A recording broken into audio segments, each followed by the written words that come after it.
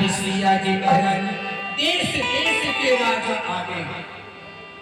ऊंच सिंहासन पर बैठे। अब सबसे ऊंचे सिंहासन पर महर्षि विश्वामित्र के साथ राम और लक्ष्मण बैठे। तो स्वामी जी ने लिखा है,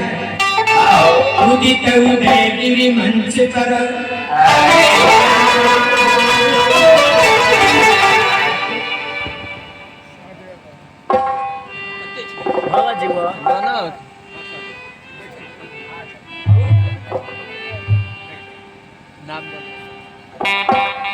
सहदेव भगत गोकुला निवासी की ओर से 100 रुपये का राशि परमात्मा पूरे परिवार सदा सुखी रखे, आनंद रखे। भैया जिस मंच पर महर्षि विश्वामित्र के साथ राम लक्ष्मण थे, इसके बारे में बहुत सुंदर गोस्वामी जी ने लिखा है। उदित उदय गिरि मंच पर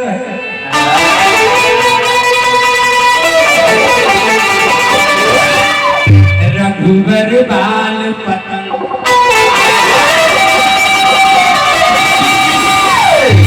जिसे संत सरोज सब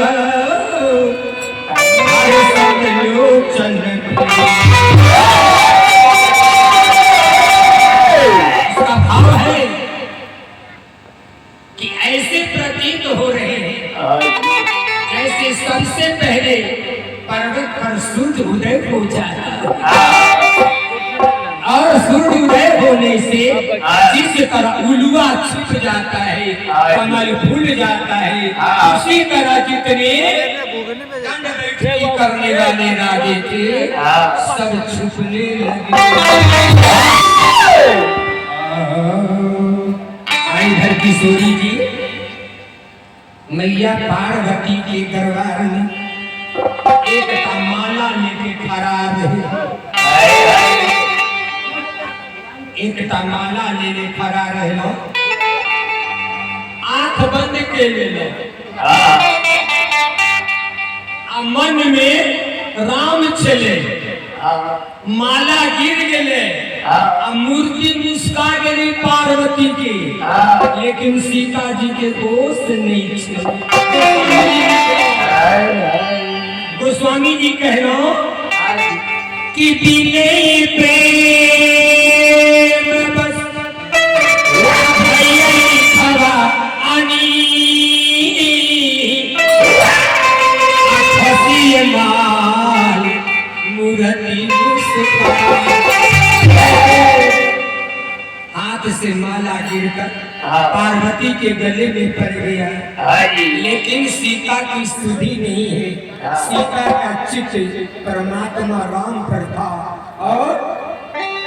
पार्वती हंसकर कहती है, अब बैठ जाओ गोस्वामी जी, कह लो, गोस्वामी जी लिख लो, कह लो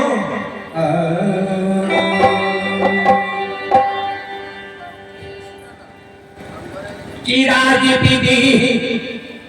कठिन पर किन्हा,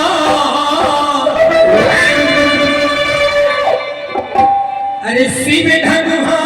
धरवाया है।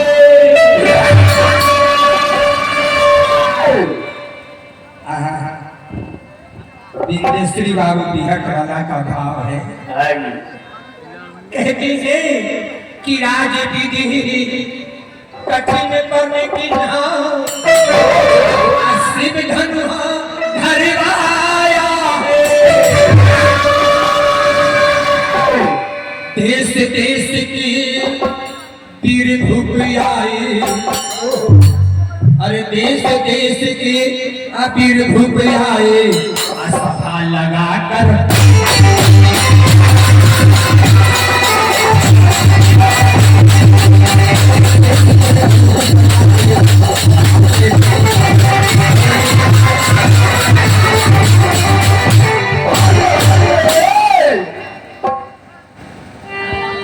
कह लो कि तिर भर धनुहा हिले न डोले, भूप भी सवे शर्माया है। तिल भर धनुहा हिले न डोले सारे भूप शर्माया बीच सभा में जनक जी आकर अरे बीच सभा में जनक जी आकर तीरों को लल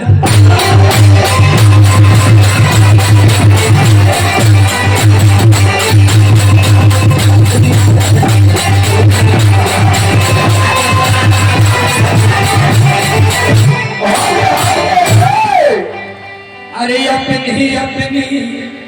घर को जाए वीर लोग जो आए हैं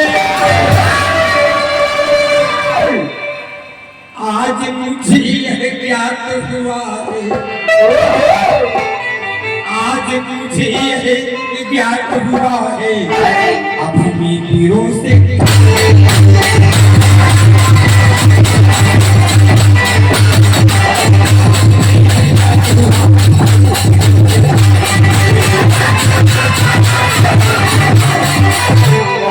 आज मुझे यह ज्ञात हुआ है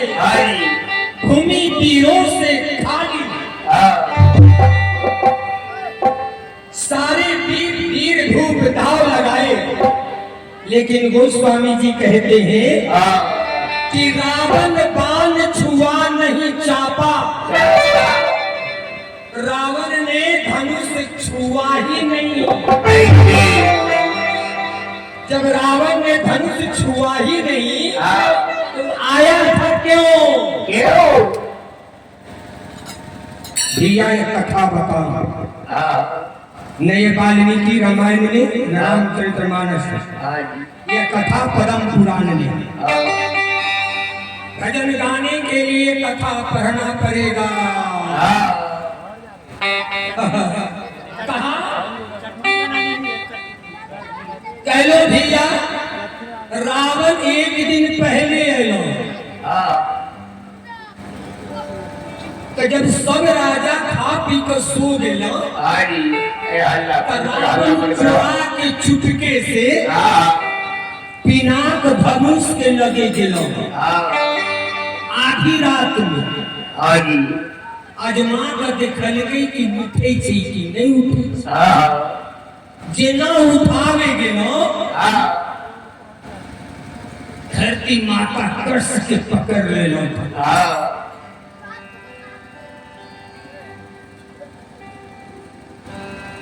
रावण धनुष के साथ लगे कि पताल जा रही थी आवाज लगे कि नमामि समीशं निर्वाण रूपम विभुम व्यापकम ब्रह्म वेदम स्वरूपम अजम निर्विकल्प निर्विकल्पम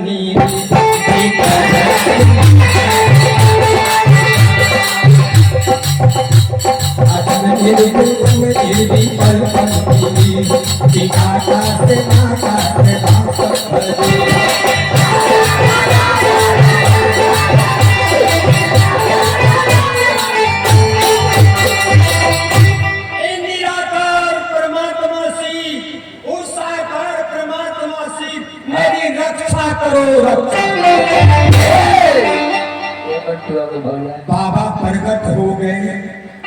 लेकिन बाबा ने कहा मेरे शिष्य रावण तुम धनुष तोड़ने की बात कभी सोचना न अब तुम्हारा हाथ धनुष से तब छूटेगा जब परमात्मा राम का दर्शन होगा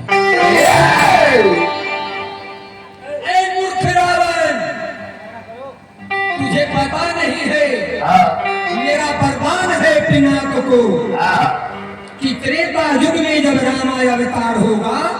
तो ठाकुर परमात्मा राम के उत्थान से पिनाक का उद्धार होना है करने आया तुम्हारा बाप का क्या लगता है करने चलाया लंका से बाबा ने कहा परमात्मा जरा दर्शन दे दीजिए चिरवा का आधी रात में परमात्मा राम प्रकट हुए बच गया इसलिए एक पल होकर के रावण ने धनुष नहीं छुआ, तो स्वामी जी ने लिखा रावण बाण छुआ नहीं, लेकिन रावण ने खेल कर दिया। रावण ने देखा जब हमसे न धनुष टूटे किसी से न टूटे। एक अंधेरा रहे छे एक आंख से, और कहे छे या भगवान सब दोनों आंख से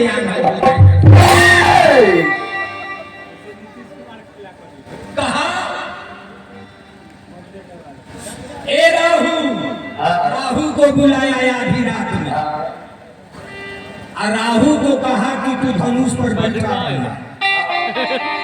पंडित जी से पूछ लीजिएगा, राहु काल में कोई शुभ काम नहीं होता है, और भूल कर भी राहु काल में कोई कार्य मत करना। राहु को बैठा है। राहु ने कहा सरकार कि कब तक बैठे रहेंगे, धनुष टूटेंगे,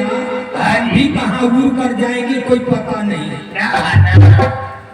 रावण ने कहा एक काम करो, जब राजा जनक घोषणा कर दे कि अब सब राजा घर चल जाओ, तब तुम धनुष पर से हट जाओ। ये पद्म पुराण की बात। राहु बैठ गया, धनुष टूट नहीं रहा है। अब जिस बाप की बेटी का ब्याह टूट जाए, इसको थर्मामीटर ज्ञान का लगा कर पूछिए वो बाप माए को कैसा लगता।